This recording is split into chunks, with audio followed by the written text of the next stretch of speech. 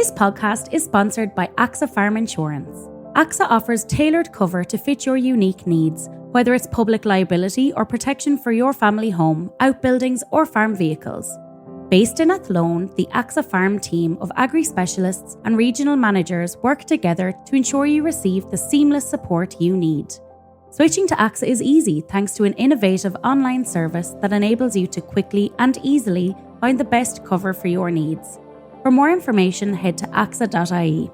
AXA Insurance DAC is regulated by the Central Bank of Ireland. Thanks for listening, and we hope you enjoy the show.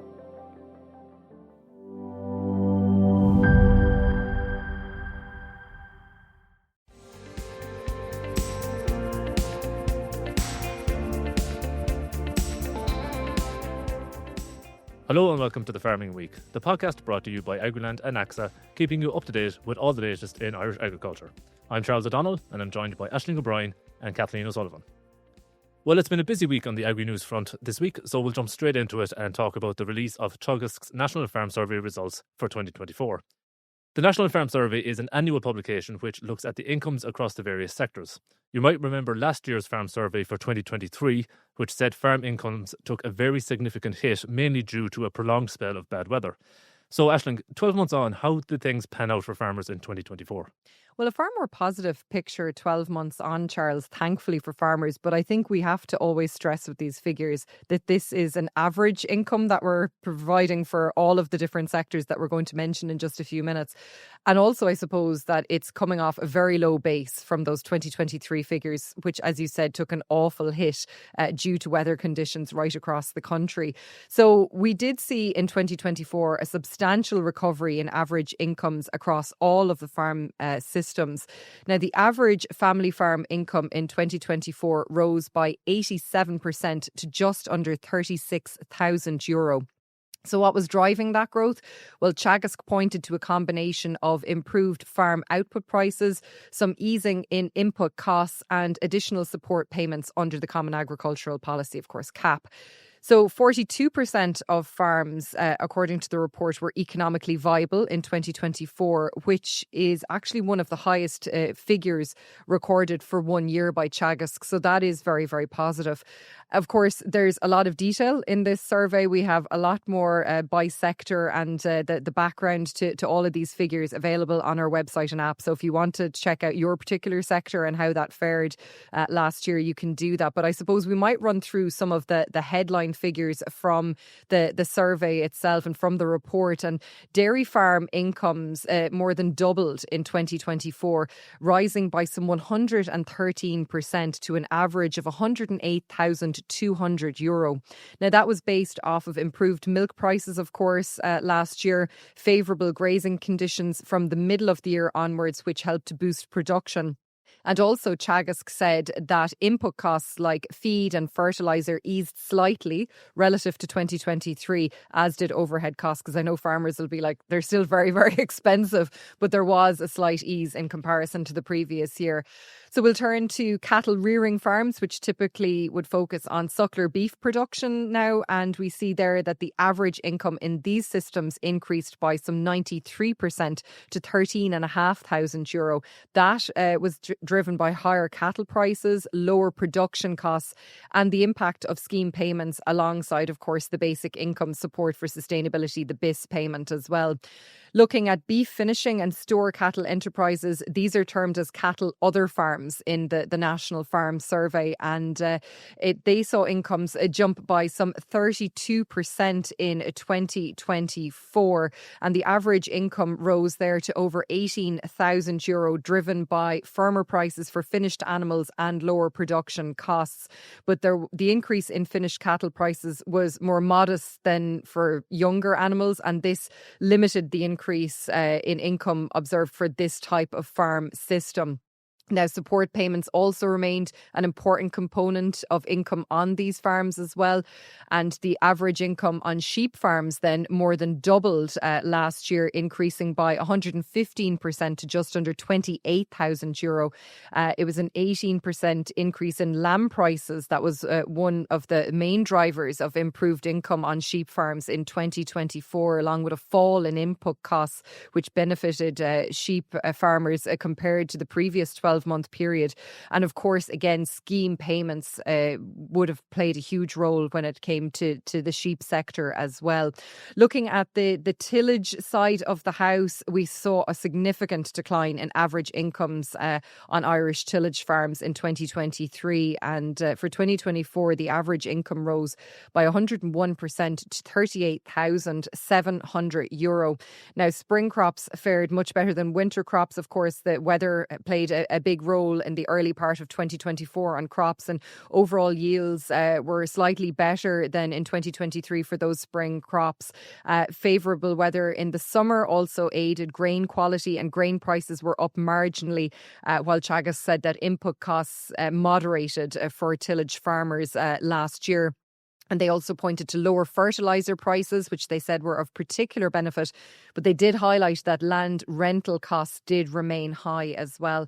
So the widespread nature of this income recovery, I suppose, looking at it, Charles, it shows like how improved output prices, favourable weather, support payments all can combine to improve the picture for farm incomes. But I suppose farm organisations rightly have pointed to the fact that these figures have to be viewed in context. They're coming off a very low base, as we said, from 2023. And the Irish Farmers Association, the IFA, noted that the 2024 average farm income is still about 14% lower than 2022 levels.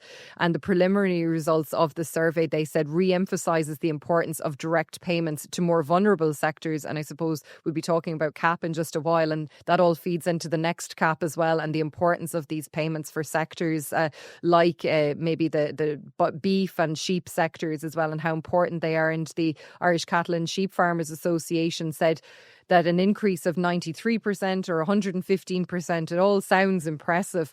But when you're starting from rock bottom, as they said, a big increase of very little is still very little. And the ICSA president, Sean McNamara, said that we can't afford to get too carried away with percentage increases when the actual income figures in the beef, suckler and sheep sectors remain far behind other sectors and far below what he said is a decent standard of living. And he pointed to the fact that you can't live on percentages, Charles. What matters is the actual income. And I think that's a very, very fair point. But look, it is, I suppose, positive to see a rise in incomes for 2024. And Aisling, did Teagasc give any hints this week as to how they expect things to go for farmers for this year, 2025? Yeah, so in a couple of weeks, Teagasc are going to publish preliminary figures for what they see as the average farm income picture for 2025, Charles. And Director of Teagasc, Frank O'Mara, said that this year is looking positive so far, but of course we're still only halfway through the year. And as we mentioned there, all of those variables that can so much have an impact on farm income and production systems. So we're going to see how that pans out, obviously. But here is some of what Frank O'Mara had to say to Agriland this week when it came to the 2025 picture. But basically, the weather has been favourable, in particular for grassland farms. The prices are very good compared to this time last year across most of the livestock products, beef, sheep and dairy. We don't know yet around the tillage. But with most of the indicators that we have, things will be looking good for 2025 so far. But I would caution that we are only halfway through the year and, we don't know what the rest of the year will bring yet. That was Teagasc Director Professor Frank O'Mara speaking about the outlook for farm incomes for 2025. Well, we all know that key to farm incomes is the funding available to farmers under the Common Agricultural Policy, with that being hugely important to the economic fortunes of sectors like cattle rearing and sheep. In the next number of weeks, the European Commission is set to announce its proposals for the new CAP and the new EU long-term budget, the multi-annual financial framework. Aisling, you were in Brussels this week, and I imagine this was really the talk of the town. So what did you learn out there? Yes, Charles. So the current EU CAP budget is €387 billion. And this actually represents approximately 31% of the total EU budget over the period. And as we've been discussing here on the podcast in recent weeks and months, as you said, the focus is very much on beyond 2027, what the CAP budget maybe will be, and also how the CAP itself will be structured and what that might look like. So as you said, the Commission is due to present its proposals on the next long-term EU budget on July 16th is the date that we have. And it's also set to unveil its proposals around then as well on the format of the next CAP. So it has been reported that the Commission is considering a single fund approach to the multi-annual finance framework for each country. Now, this has led to concerns when it comes to CAP and what CAP will look like. Of course, we know CAP is based on a two-pillar structure at the moment. And maybe their fear is that if this is centralised and these funds are centralised and not ring-fenced, that the two-pillar structure may actually change. So as you said, I was in Brussels this week on a press trip hosted by the European Commission, and I suppose it was very interesting to be on the ground there, Charles, and get the mood music amongst Irish MEPs and I suppose EU officials as well. And the message very much was that negotiations are still very much underway. Like, there's obviously going to be kite flying, as there would be domestically with the Irish budget here as well. And the kite flying here from the Commission that we've seen so far is perhaps the restructuring of CAP, and will the two-pillar structure still continue after 2027? And as part of the trip, we did meet up with Ireland's European Commissioner, Michael Macra, and he told me that there is strong support for CAP in the European Commission, but he did stress, as I said, no decision has yet been made on the budget or indeed the structure of the next CAP. And he said the Commission, in his opinion, recognises how important CAP has been for food security and also as a source of income for farmers. And indeed, of course, the role that it's played in ensuring that there's food availability and affordability for consumers right across the EU. Now, he said he's ongoing discussions about the issue of CAP with the EU Commissioner for Agriculture, Christoph Hansen, and the EU Commissioner with responsibility for budget, Peter Serafin, as well. And he said that he was satisfied that there is a good understanding of the importance of CAP for many member states, including Ireland, and a good understanding of the importance of it for the regions as well. Of course, we're talking about Pillar 2 funding there and the importance of that stream of funding. And he said there hasn't been a decision made, but they have had direct engagement, with the farming community. And we have heard farm organisations have been out in Brussels. They've been raising their concerns at that level as well about the next CAP. And he said that they understand what the perspective of the farming community is. And he said in broad terms, he thinks that they want the structure as it currently is to be maintained. But of course, he said they also want a larger CAP and they want it to do more.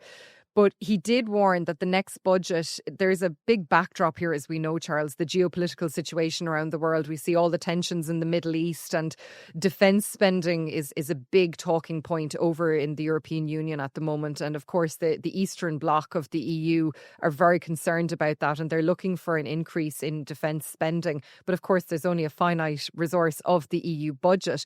And there's another factor at play as well. These are the next generation EU loans.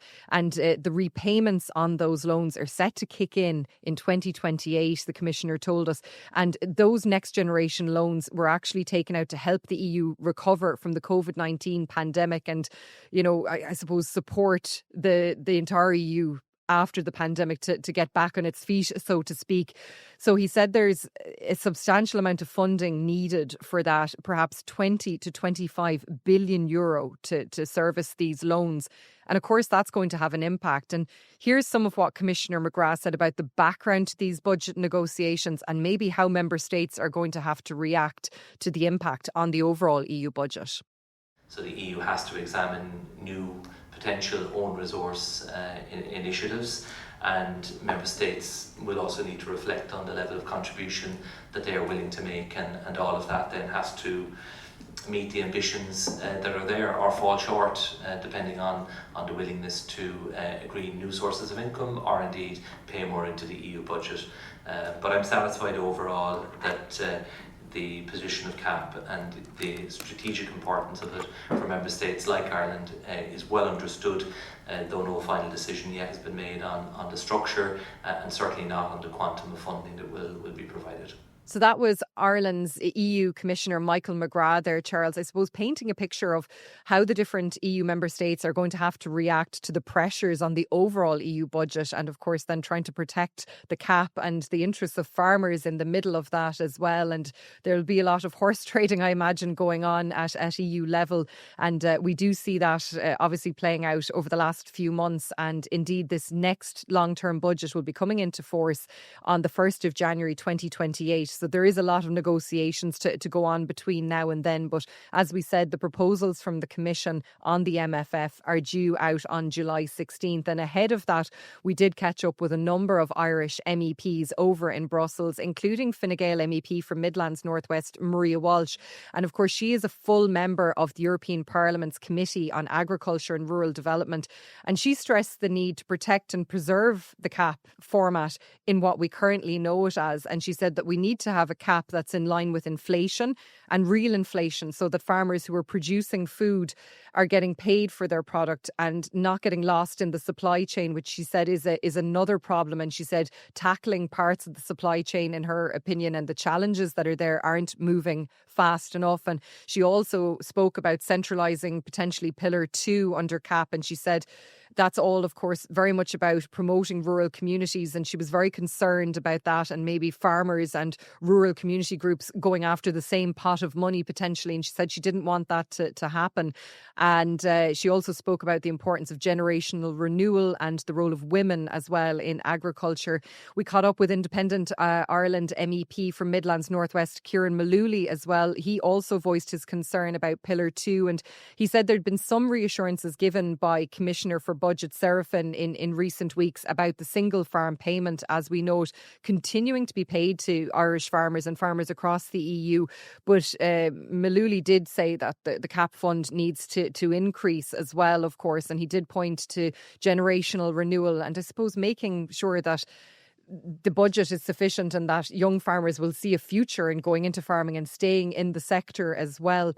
Kathleen Funchion is the Sinn Féin MEP for Ireland South. She said that the CAP budget needs to be increased, and she said if there is to be an increase in defence spending at EU level, which she doesn't agree with at all, she said that spending has to be coming from other funding streams and it should not impact on areas such as CAP or cohesion.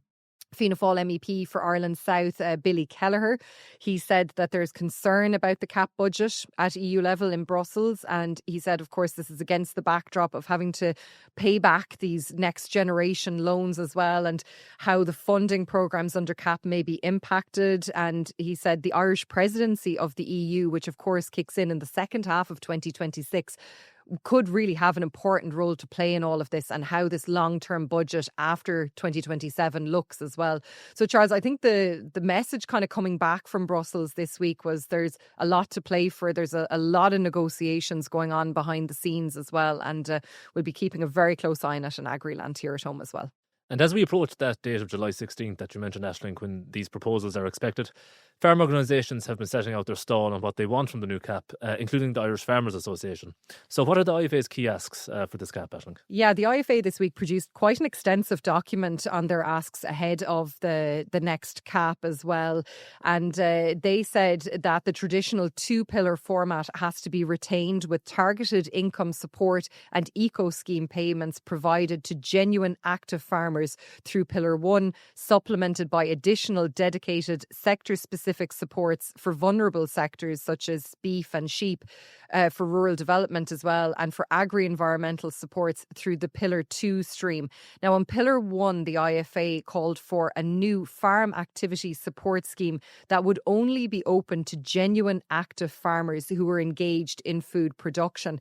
And the organisation is also calling for the next CAP to have a greater focus on incentivisation rather than on additional conditionality. And, you know, from the GAIAC standards, these good agricultural and environmental conditions. And, you know, in particular, GAIAC 2, they want to see GAIAC 2 scrapped altogether. Of course, that deals with the protection of wetlands and peatlands. It's been quite controversial in this country for sure. And they're also calling for no further capping of CAP payments than is already the case at the moment. They're saying an absolute payment per beneficiary of €60,000 and effective maximum payment for a beneficiary of €66,000, and for leased-in entitlements to be excluded for capping purposes as well. So that's like some of their calls on Pillar 1. When it comes to Pillar 2, as I said, they are calling for the retention of the two-pillar format, but they are pointing to higher payment rates being needed for more vulnerable sectors. They're looking for €100 per animal payment under the Dairy Beef Welfare Scheme for farmers who rear and finish weanlings, and for at least €30 per ewe in the Sheep Improvement Scheme as well. And on the broader issue, I suppose, of generational renewal as well, the IFA did point to that, and they did say that, the cap has to be attractive to new entrants and to young farmers as well, to ensure the lifeblood of the sector. And on that as well, Macra this week also renewed, Charles, their call for a succession scheme to be delivered. And they said that this is to ensure the future of the sector. They said they've been calling for action on this for over 40 years, and we're now at a crisis point in Macra's opinion on this. And they said in addition to their advocacy for a structured succession framework, they're also calling for the urgent inclusion of installation aid in the next cap as well. And they said this aid is critical to empowering young farmers and new entrants to establish and grow their farm enterprises. So definitely, I think the farm organisations setting out their stall now as well very strongly about the next cap, as well as we really do get down to the crunch time ahead of July 16th and those first round of proposals. Well, of course, one of the main schemes in CAP is acres. And if you've been reading Agriland or listening to the Farming Week over the last few months, you'll know that earlier in the year, Minister for Agriculture Martin Hayden set himself and his department an unofficial deadline to get delayed payments under acres out to farmers by the end of this month.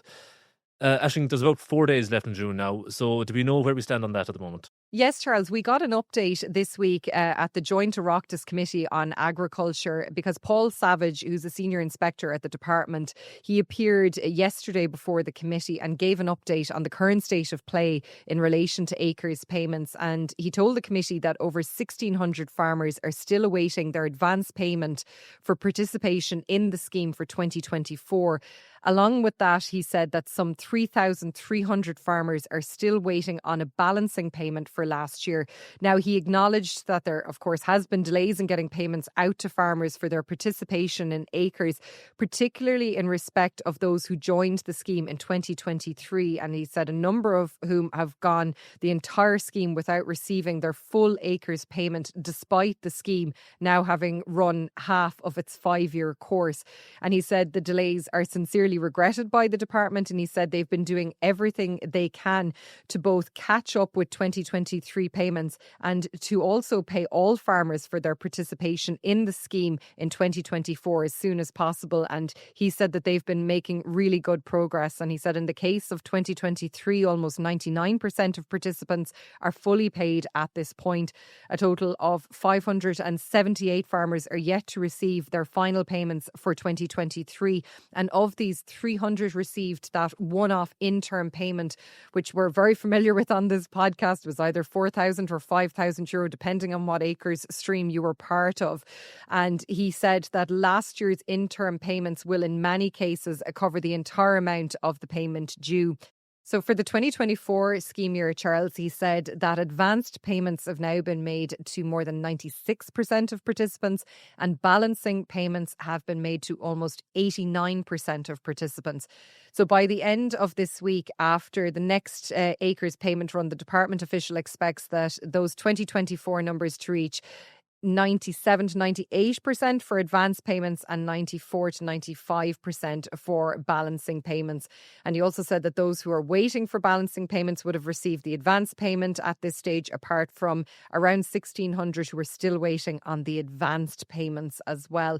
And he said that he expects these payments to be cleared in the next number of weeks, but he wouldn't be drawn on a more concrete time frame than that. So as you said, the minister setting that unofficial deadline, which it looks like will not be met now that we're in the dying days of June. But I suppose it has to be acknowledged that there has been progress made, Charles, and farmers are being paid. I know a farmer personally who's been asking me for quite some time, definitely into years, about his acres payment and when he might receive it. And he was very grateful to receive it quite recently, if not a bit frustrated frustrated with the delay, and that's probably very much an understatement.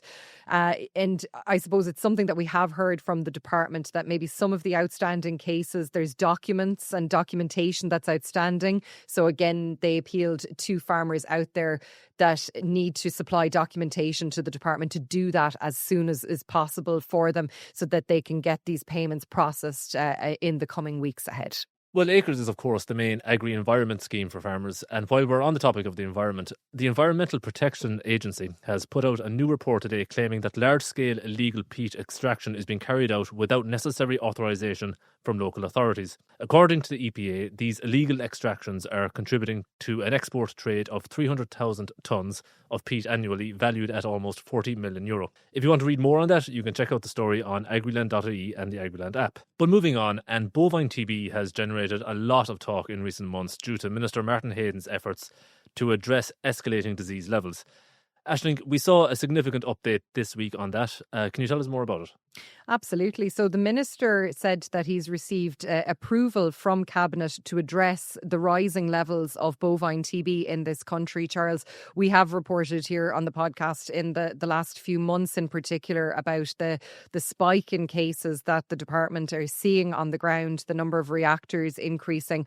As of June 8th of this year, 6,458 herds had suffered a TB breakdown in the last 12 months, which was compared to 5,217 in the same period last year. So we are going in the wrong direction, and all the while spending more and more money on the National TB Eradication Programme. And we have seen that interaction between the members of the TB Forum, the stakeholders involved in that, and the minister. And we are seeing this set of proposals and I suppose this rejigging and reimagining of the eradication programme forthcoming hopefully soon. And the minister has said that this is due soon, these set of proposals.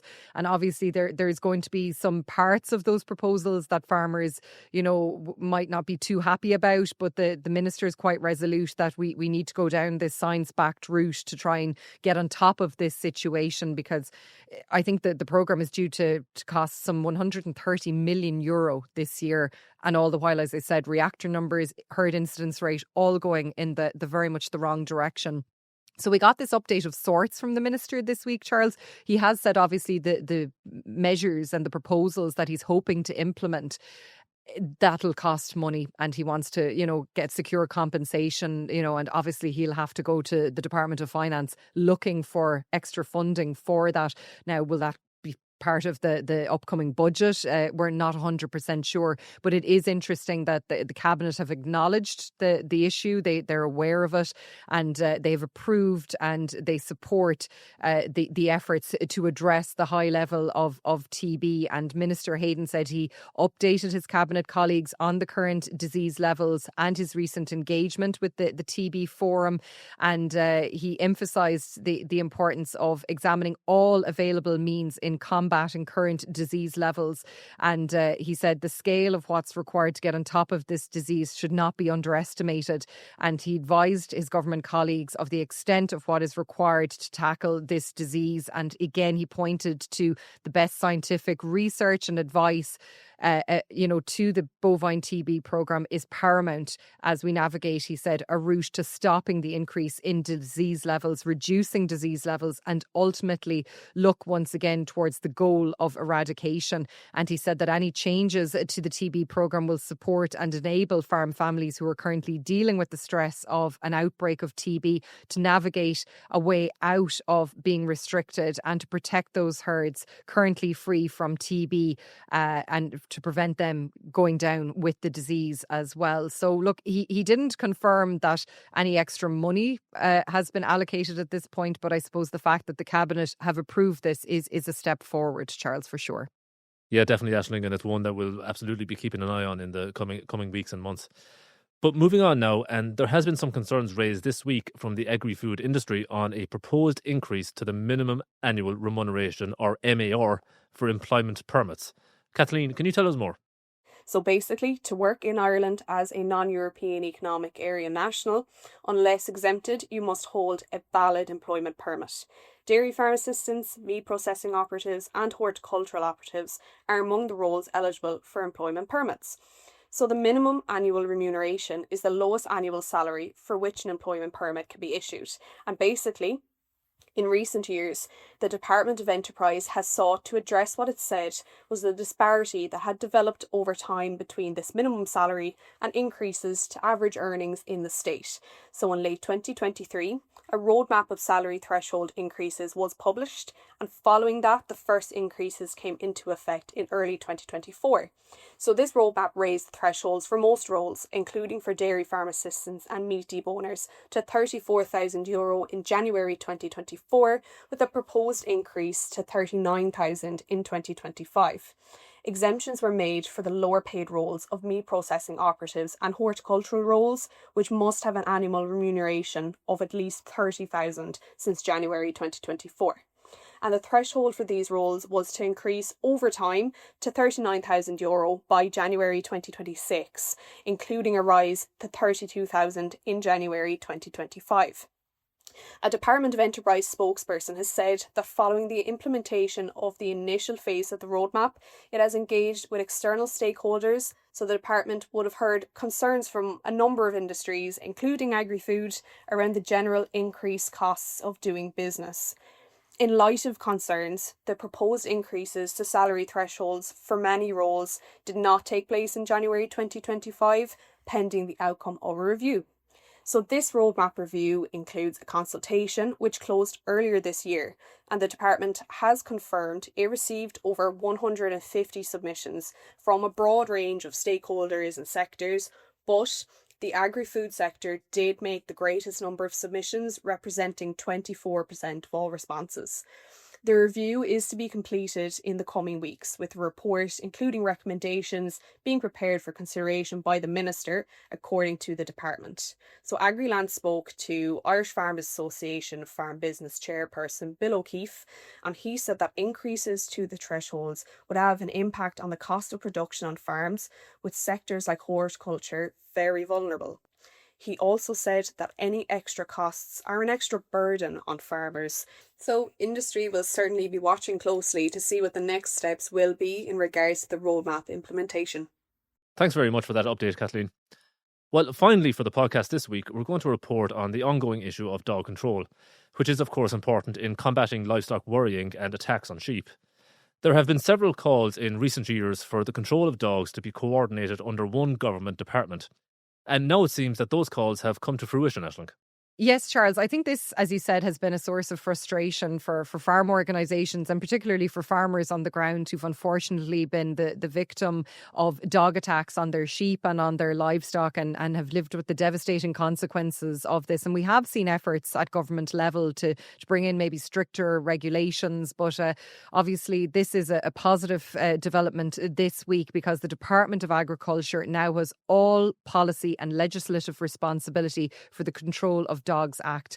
And Minister for Agriculture Martin Hayden confirmed that the responsibility transferred to his department from June 1st of this year. And he said the programme for government provides a commitment to ensure that all legislation and policy in relation to the control of dogs, dog welfare and dog breeding establishments would transfer to his department. And he said that the proposed new Control of Dogs Bill 2024, and that would include enhanced measures, is currently at an advanced stage in the relevant legislative process as well. And he said he'll seek to review all legislation under his remit in due course as well. And the dog control functions were the responsibility of the Minister for Rural and Community Development and the Gaeltacht up to this point. So they have now been transferred to the Department of Agriculture. And I think farm organisations will very much welcome that as a step in the right direction. Well, that's where we'll leave it for today. Just before we go, we at Agriland want to extend our deepest sympathies and condolences to the family of Dan Brown, a co-founder of Don Meats, who died this week at the age of 88. Don Meats described Dan as a pioneering figure in Irish agriculture who made an outstanding contribution to the Irish agri-food industry and the meat industry in particular. So on behalf of Agriland, deepest sympathies to Dan Brown's family, friends and colleagues. Yeah, I'd like to echo that too, Charles, and may he rest in peace. Well, that is all we have time for this week. Please don't forget to rate, review and follow The Farming Week on Spotify, Apple Podcasts or wherever you get your podcasts. We'd love if you could spare some time to give us 5 stars and share The Farming Week with anyone you think might be interested. From Aisling, Kathleen and myself, all the best.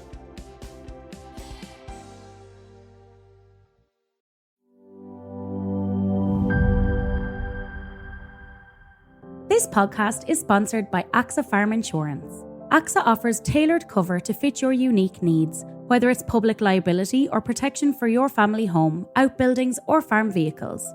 Based in Athlone, the AXA Farm team of agri-specialists and regional managers work together to ensure you receive the seamless support you need.